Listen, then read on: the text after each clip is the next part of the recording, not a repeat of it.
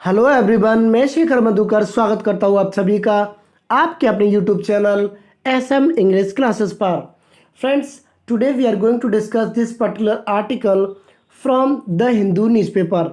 The Hindu newspaper का ये article है और आज इस आर्टिकल को हम आपके साथ में डिस्कस करेंगे। बहुत ही डेप्थ में हम इस आर्टिकल को डिस्कस करेंगे। जिन लोगों ने कभी न्यूज़पेपर नहीं पढ़ा, जिनको न्यूज़पेपर समझ में ही नहीं आता, उनके लिए भी ये सेशन बेस्ट है। बिल्कुल सेशन को स्किप ना करें, बहुत ही धमाकेदार ये सेशन आज का होने वाला है। और एक बात और बताना चाहूँगा, जो भी फ्रेंड्स नए हैं हमारे चैनल पर, उन सभी लोगों को बताना चाहूँगा कि आज का ये हमारा जो सेशन नंबर है वो है 84 and we have already finished 83 sessions. 83 sessions हम ऑलरेडी फिनिश कर चुके हैं। उन सभी सेशंस को आप देख सकते हैं, हमारी प्लेलिस्ट में जाकर के आप चेक कर सकते हैं। तो चलिए फ्रेंड्स, शुरुआत करते हैं आज के आर्टिकल की। देखिए, आज के आर्टिकल की जो हेडलाइन है वो क्या कहती है, give us same rights to progress and development says Farooq. सबसे पहले तो एक बात आपको हमेशा याद रखनी है, जब भी आप राइट का इस्तेमाल कर रहे हैं, RIGHT, जी हाँ, जब भी आप राइट का इस्तेमाल कर रहे हैं एज अ नाउन की तरह, तो हमेशा इसके बाद में जो प्रपोजिशन आता है वो आता है टू। इस बात को विशेष ध्यान रखें, ठीक है। जैसे कि हम कहते हैं कि हमारे पास में शिक्षा का अधिकार है, तो हम कहते हैं we have right to education. हमारे पास स्वतंत्रता का अधिकार है, तो हम कहते हैं we have right to freedom. तो इस तरीके से जब हम यूज़ करते हैं राइट का, तो हमेशा उसके बाद में प्रपोजिशन हमें टू लगाना होता है। आप देखिए हेडलाइन क्या कहती है, गिव अस सेम राइट्स, यानी कि हमें समान अधिकार दीजिए, to progress and development. Progress मतलब तरक्की, डेवलपमेंट मतलब विकास। हमें तरक्की और विकास के जो समान अधिकार है वो हमें दीजिए, सेज फारूक। ऐसा कहा है फारूक ने। अब देखिए फारूक कौन है। फारूक की जो इमेज है यहाँ पर आप देख सकते हैं, इस इमेज में ये है फारूक जी। अब ये फारूक कौन है? फारूक एक लीडर है, एक पॉलिटिशियन है, एक नेता है एनसीपी पार्टी के। एनसीपी पार्टी एक जम्मू एंड कश्मीर की पार्टी है और एनसीपी की फुल फॉर्म है नेशनल कॉन्फ्रेंस पार्टी। तो नेशनल कॉन्फ्रेंस जो पार्टी है उसके एक नेता है फारूक। उन्होंने कहा है कि हमें तरक्की और विकास के जो समान अधिकार हैं, जैसे सबको मिले हैं, हमें वो सभी अधिकार दीजिए। अब ऐसा वो क्यों कह रहे हैं, किससे कह रहे हैं, ये पूरा हमें पता चलेगा इस आर्टिकल को पढ़ने के बाद में, ठीक है। चलिए, आई होप कि ये हेडलाइन आपको समझ में आ गई होगी।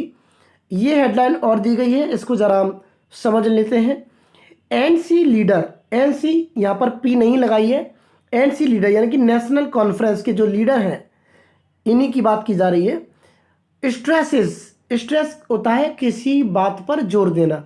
एनसी के जो लीडर हैं, जो नेता हैं, उन्होंने स्ट्रेस किया यानी कि जोर दिया। किस पर जोर दिया? The need to hold talks find solution, इनको ब्रैकेट में बंद किया गया है। एनसी लीडर इस सेंटेंस का सब्जेक्ट हुआ, स्ट्रेस हुई वर्ब, और hold to, need to hold talks और फाइंड सॉल्यूशन ये हुआ आपका पूरा ऑब्जेक्ट, समझना। तो एनसी जो लीडर हैं वो कह रहे हैं, उन्होंने जोर दिया है कि नीड टू होल्ड टॉक्स यानी कि बातचीत करने की ज़रूरत है, फाइंड सॉल्यूशन और हल निकालने की ज़रूरत है, सॉल्यूशन ढूंढने की ज़रूरत है। ऐसा उन्होंने इस हेडलाइन में कहा है। आई होप कि ये हेडलाइन भी आपको अच्छे से समझ में आ गई होगी। अब हम बात करते हैं इस पूरी खबर की। बिल्कुल पैराग्राफ बाय पैराग्राफ हम चलेंगे, एक एक सेंटेंस को, एक एक वर्ड को हम डेप्थ में समझेंगे, सेंटेंस को हम हिंदी में समझेंगे, और इस सेशन को आप बिल्कुल भी स्किप ना करें, बहुत ही मज़ा आपको आने वाला है। चलिए शुरुआत करते हैं।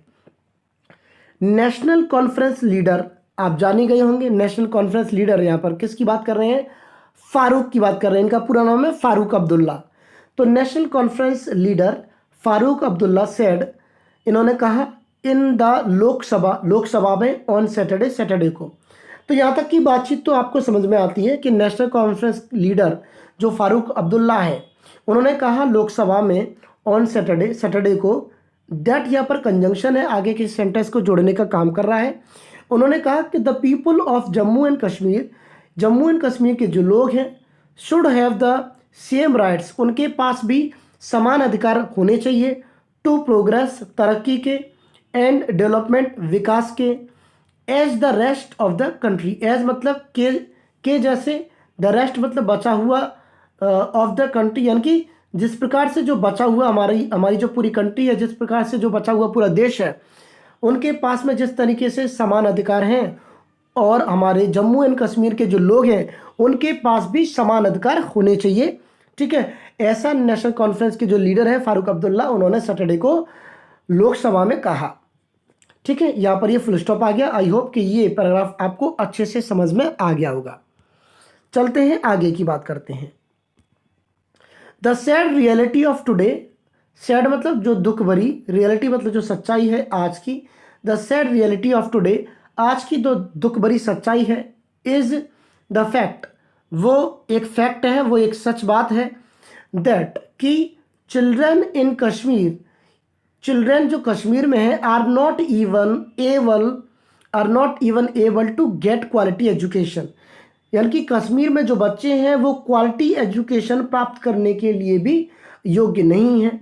Due to various reasons, due to मतलब होता है के कारण, वेरियस मतलब विभिन्न, रीजन्स मतलब कारण। तो देखिए ड्यू टू मतलब के कारण, की वजह से आप कह सकते हैं। तो वेरियस रीजन्स की वजह से, कई कारणों की वजह से कश्मीर में जो बच्चे हैं, कश्मीर के जो चिल्ड्रन हैं, वो गुड क्वालिटी यानी कि क्वालिटी की जो एजुकेशन है वो भी प्राप्त नहीं कर पा रहे हैं। ठीक है, ऐसा उन्होंने कहा, और यहाँ पर ये फुल स्टॉप आपका आ गया। आगे चलते हैं। पीपुल देयर, वहाँ के जो लोग हैं, वहाँ पर जो लोग हैं, people there do not have access to 4G facility, और वो ये भी कह रहे हैं कि पीपल वहाँ के जो यानी कि कश्मीर और जम्मू एंड कश्मीर के जो लोग हैं, डू नॉट हैव एक्सेस, उनके पास में मतलब पहुँच नहीं है, एक्सेस नहीं है, to 4G facility, 4G facility की सेवा भी उनके पास में अवेलेबल नहीं है, एक्सेस नहीं है। व्हेन, जबकि this is available to everyone, जबकि ये सभी के लिए अवेलेबल है, everyone else across the country, पूरे देश में, ही सेड, उन्होंने कहा। वो कह रहे हैं कि सिर्फ जम्मू एंड कश्मीर के जो लोग हैं उनके पास में 4G की एक्सेस भी नहीं है, 4G की सुविधा भी उनके पास में नहीं है, जबकि पूरे देश में सभी के पास में इस प्रकार की सेवा उपलब्ध है।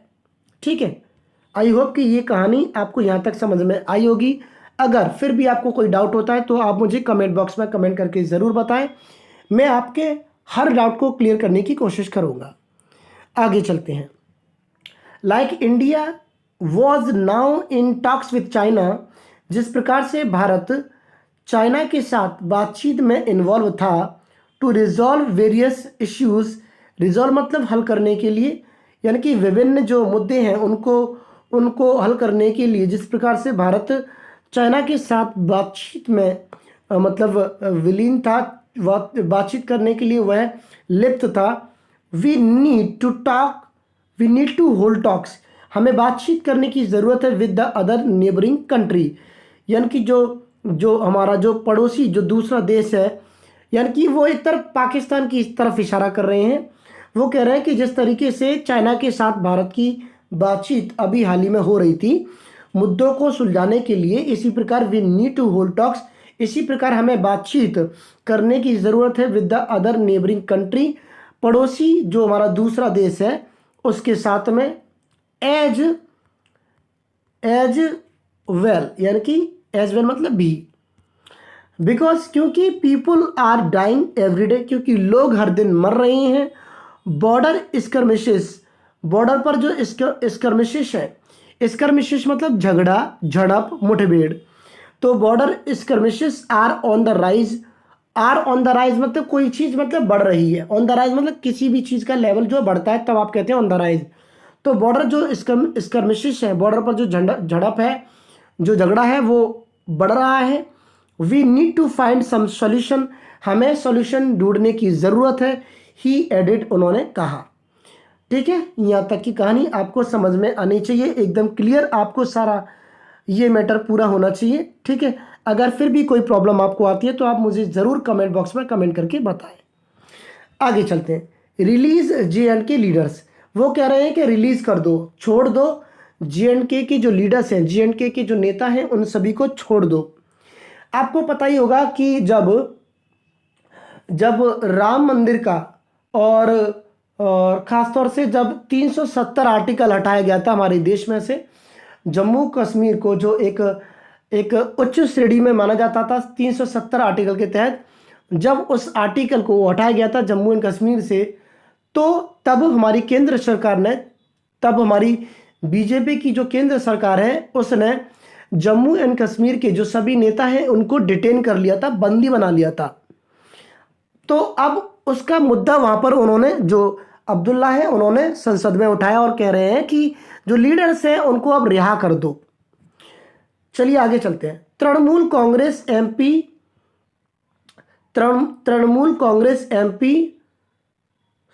सोगाता राय, इनका नाम है सोगाता राय। तो तृणमूल कांग्रेस एक पार्टी है, उनके जो एमपी है सोगाता राय, ऑल्सो उन्होंने भी स्पीकिंग ड्यूरिंग जीरो आर के दौरान बोलते हुए।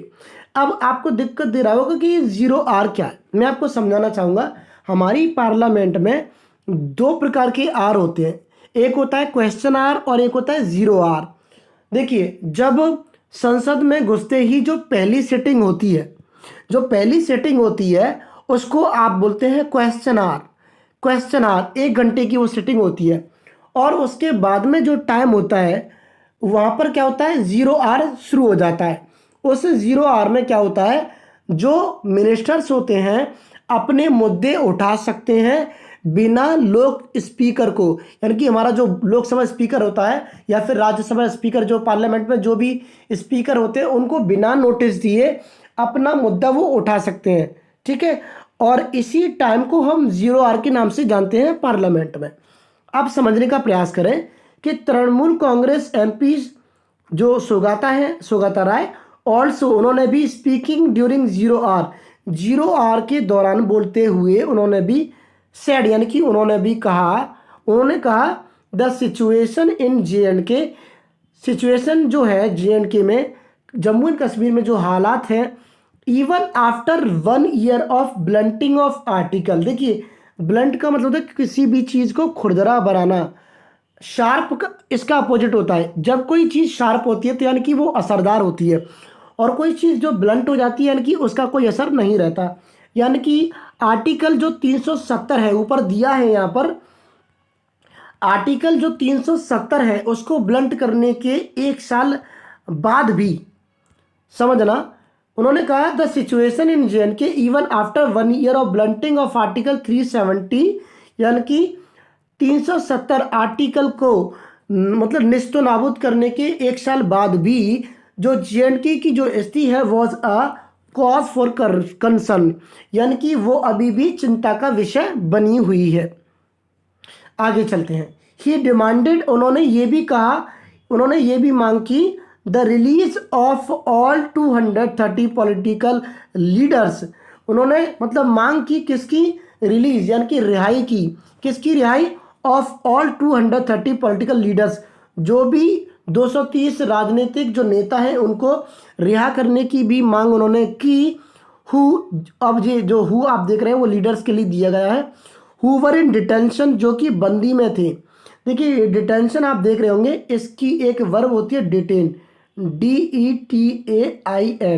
डिटेन होता है किसी को बंदी बनाना, डिटेन होता है किसी को बंदी बनाना, डिटेंशन उसका नाउन हुआ। देखिए, तो उन्होंने क्या कहा कि he demanded the release of all 230 political leaders who were in detention in JNK, या फिर सॉरी कश्मीर। तो कश्मीर में जो भी 230 पॉलिटिकल लीडर्स जो भी डिटेंशन में है, जो भी बंदी में है, उनको रिलीज करने की उन्होंने मांग की। Political leaders are still not released. देखिए, 1 साल होने को आई और जो माने जो पॉलिटिकल लीडर्स है, जो राजनीतिक जो नेता है, आर स्टिल नॉट रिलीज्ड, अभी भी उनको छोड़ा नहीं गया है, अभी भी उनको रिहा नहीं किया गया है। जर्नलिस्ट यानी कि जो पत्रकार हैं, जर्नलिस्ट आर बीइंग हरेस्ड, उनका शोषण किया जा रहा है, पैसे बन रहा है। जर्नलिस्ट आर बीइंग हरेस्ड, जो पत्रकार हैं उनका शोषण किया जा रहा है। स्टेट ह्यूमन राइट्स कमीशन, राज्य का जो ह्यूमन राइट्स कमीशन है, यानी कि मानव जो अधिकार जो देखता है मानव के अधिकारों को, वो जो कमीशन है वो भी इस समय क्या है, इज क्लोज्ड, वो भी इस समय बंद है। Education of children is adversely hit, जो बच्चों की जो शिक्षा है इज एडवर्सली मतलब बहुत ही बुरे तरीके से हिट यानी कि प्रभावित है। एंड जेल्स हैव बिकम कोविड-19 हॉटस्पॉट्स, और वहाँ की जो जेलें हैं हैव बिकम वो बन चुकी हैं कोविड-19 की हॉटस्पॉट्स। समझ रहे हो?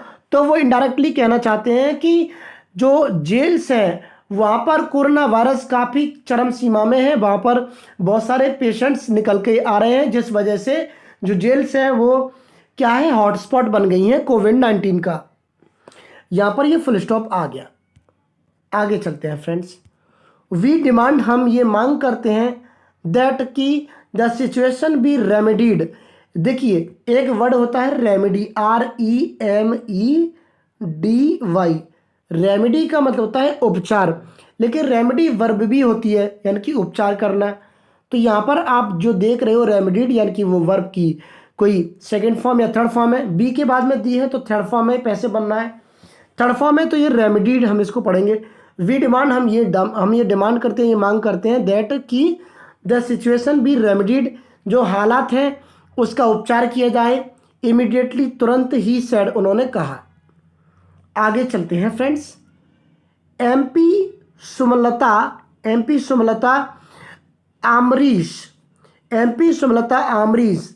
रेजिंग द इश्यू यानी कि मुद्दे को उठाते हुए, किसका मुद्दा, ऑफ इम्पोजिशन ऑफ हिंदी। देखिए एक वर्ड होता है हमारी इंग्लिश में इम्पोज होता है किसी भी चीज़ को किसी इंसान पर थोपना। अब हमारी केंद्र सरकार क्या कर रही है कि वो हिंदी को एक राष्ट्रीय भाषा बनाना चाहती है, सब पर थोपना चाहती है। वो कहना चाहती है कि सभी लोग हिंदी को यूज़ करें। तो क्या है, वो थोपना चाहती है, इम्पोज करना चाहती है, यानी कि वो इम्पोजिशन लागू करना चाहती है। इम्पोज का नाउन बन जाता है इम्पोजिशन। तो जो एमपी है Sumalatha Ambareesh, raising the issue of imposition of Hindi, यानी कि हिंदी का जो थोपना है उसका मुद्दा उठाते हुए सुमलता आमरीश ने specially in the southern states, खासतौर से जो हिंदी का जो थोपना है वो है खासतौर से सदर्न स्टेट्स में, ठीक है, सदर्न स्टेट्स में जो हिंदी का थोपना है उसके मुद्दे को उठाते हुए सुमलता आमरीश ने सेड उन्होंने कहा, द इंसिस्टेंस मतलब जिद, the insistence of learning and using the language by the central government, केंद्र सरकार के द्वारा जो जिद है ऑफ लर्निंग सीखने की, एंड यूजिंग और इस्तेमाल करने की, द लैंग्वेज भाषा को, भाषा मतलब हिंदी को, द आप बोल रहे हो तो यार कि उसी लैंग्वेज की बात की जा रही है जिसकी चर्चा हम पहले कर चुके हैं। तो यहाँ पर बोला जा रहा है कि जो insistence of learning and using the language by the central government, केंद्र सरकार के द्वारा जो एक भाषा को यूज़ करने की और उसको सीखने की जो जिद है, वुड किल रीजनल लैंग्वेज, वो क्या कर देंगी, हमारी जो क्षेत्रीय भाषा हैं, वुड किल रीजनल मतलब क्षेत्रीय, उनको वो ख़त्म कर देंगी, लैंग्वेजेस जो है क्षेत्रीय भाषा उनको वो ख़त्म कर देंगी। दिस इज़ नॉट एक्सेप्टेबल, और ये बिल्कुल भी स्वीकार्य नहीं है। दिस इज़ नॉट एक्सेप्टेबल, ये बिल्कुल भी मानने लायक नहीं है। शी सेड, उन्होंने कहा, ठीक है, सुमलता जो अमरीश है उन्होंने कहा। उम्मीद करता हूँ कि ये सेशन, ये आर्टिकल आपको अच्छे से समझ में आया होगा। इस आर्टिकल का हर वर्ड आपको समझ में आया होगा, हर सेंटेंस आपको समझ में आया होगा। ठीक है फ्रेंड्स, मिलेंगे अगली वीडियो में। Till then take care, bye and जय हिंद।